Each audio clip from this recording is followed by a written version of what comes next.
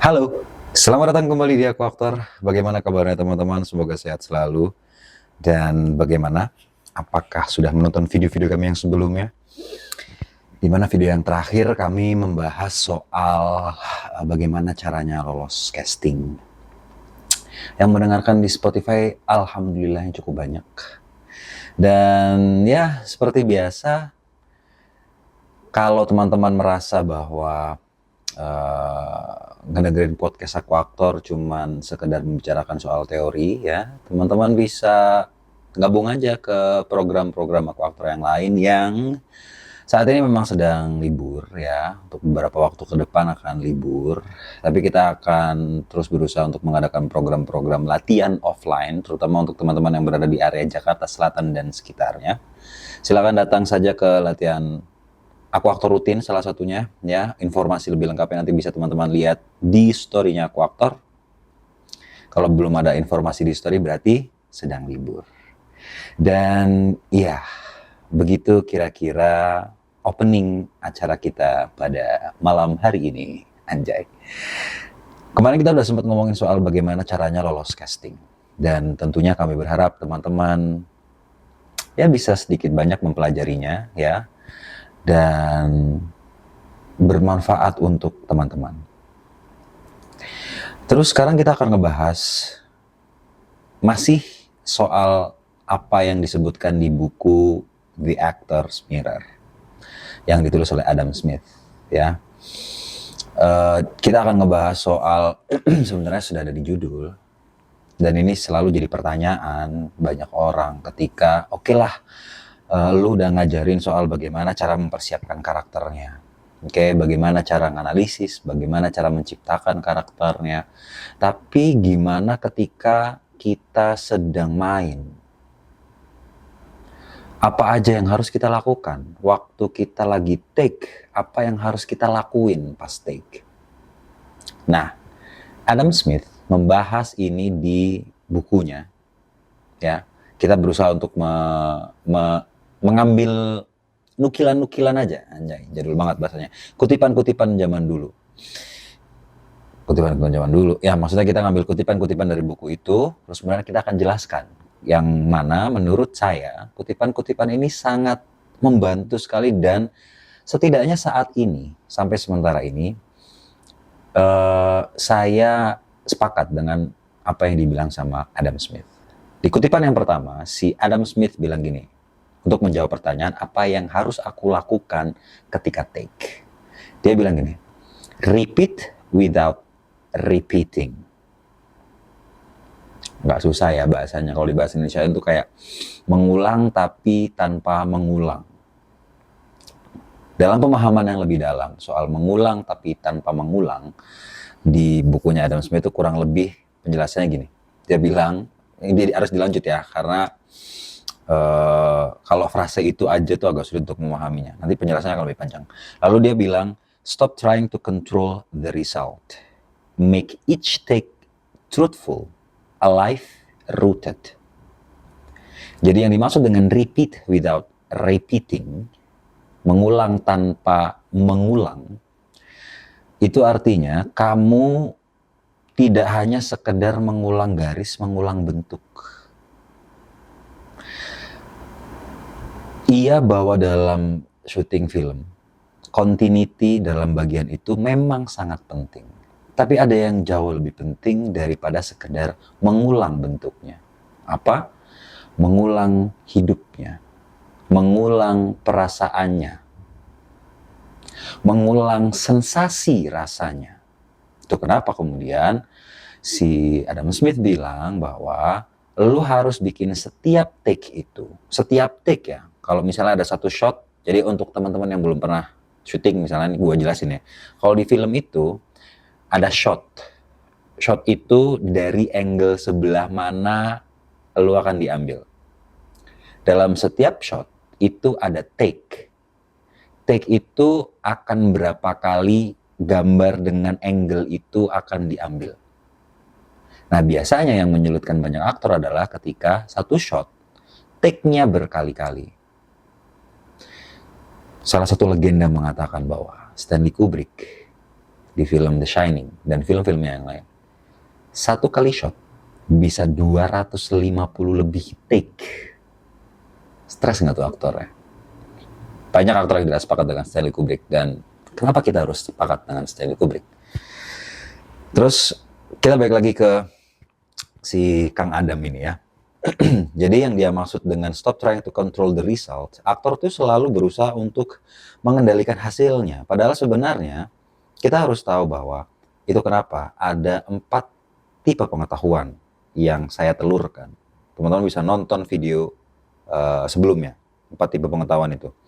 Bahwa ada sesuatu yang aktor tahu tapi karakter nggak tahu. Dan ketika kalian lagi take, ketika kalian lagi main, aktornya doang yang tahu ending scene-nya akan seperti apa. Hanya aktornya. Karakternya nggak tahu. Misalnya nih adegannya, misalnya, teman-teman seharusnya sudah pernah nonton adegannya Joker sama Batman yang filmnya yang The Dark Knight Rises. Oke, itu kan ada adegan si Joker dipukuli sama Batman. Aktornya tahu ending scene itu apa, tapi ketika Heath Ledger almarhum menjadi Joker dan main, dia nggak tahu kapan Batman akan berhenti mukulin dia, dan Batman juga nggak tahu kapan dia harus berhenti, sehingga dia tidak berusaha untuk mengontrol hasilnya. Dia hanya berusaha untuk mempersiapkan manusianya. Oke? Dan Adam Smith lalu bilang, the best actors, gua Indonesiain langsung deh, aktor terbaik tidak memberikan 6 take identik. Mereka memberikan 6 truthful take. Oke? Jadi gini, kalau cuma ngasih sesuatu yang identical, dari satu take ke take berikutnya identical aja, AI bisa. Orang yang nggak bisa acting bisa melakukannya. Tapi memberikan 6 truthful take, memberikan truthful take di setiap take, hanya aktor yang bisa melakukannya.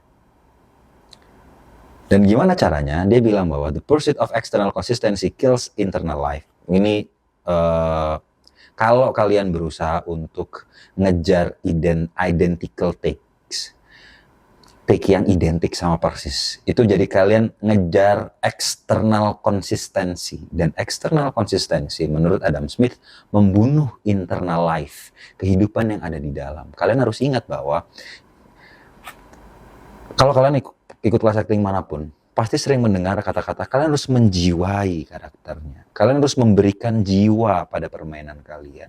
Jiwa itu kan letaknya nggak di luar, di dalam. Oke? Kalau kalian hanya fokus pada mengulang take seidentik mungkin, tidak menjalankan apa yang terjadi di dalam karakternya, yang kemudian menyebabkan bagaimana dia merespon peristiwanya, kalian hanya akan memunculkan take yang kosong. Bentuknya ada, tapi tidak ada nyawanya, tidak ada jiwanya.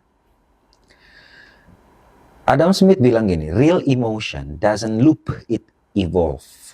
Instead of repeating the behavior, carry the sensation. Ini jawaban dari penjelasan tadi yang pertama. Repeat without repeating. Menurut Adam Smith, pertama, emosi itu bukan sesuatu yang looping. Tidak ada emosi yang berulang 2 kali berturut-turut precise. Sayang sekali tidak ada. Dalam pengertian realitas menurut Siddhartha Gautama, dalam penjelasannya S.N. Goenka, dia bilang bahwa realitas itu seperti kamu duduk di samping sungai, lalu menarik benang dari ujung sungai yang lain sampai ke tempatmu, dan air yang menyentuh benang itu adalah realitas. Artinya, air yang menyentuh benang itu selalu berbeda. Kenapa? Karena sungainya mengalir. Airnya terus berbeda. Dan itulah realitas. Realitas itu bukan sungainya. Kamu nggak tahu ujungnya di mana. Realitas itu hanya apa yang sedang terjadi. Dan apa yang sedang terjadi tidak pernah terulang 2 kali persis berturut-turut. Berpola mungkin, tapi precise tidak. Cek dalam catatan sejarah manapun. Kalian bisa bilang berpola, kalian bisa bilang kalau perang antara Iran dan Amerika itu berpola. Karena pernah terjadi sebelumnya dan sekarang diulang lagi polanya. Iya, saya sepakat berpola. Tapi apakah persis? Orangnya beda, waktunya beda, pelakunya beda, otak di balik peristiwanya beda. Tujuannya secara spesifik bisa jadi berbeda. Jadi tidak ada peristiwa atau tidak ada emosi dalam bahasanya Adam Smith. Tidak ada emosi yang looping, yang mengulang. It evolves. Dia berkembang. Maka daripada kamu fokus pada mengulang gesturnya, mengulang lakunya, kamu sebaiknya membawa sensasinya. Atau, aku hubungkan dengan teori acting yang lain. Dalam perspektif Lee Strasberg, recalling sense memory. Memanggil kembali ingatan indrawi. Ingatan perasaannya. Sensasi rasanya. Sensation, kata dasar adalah sense.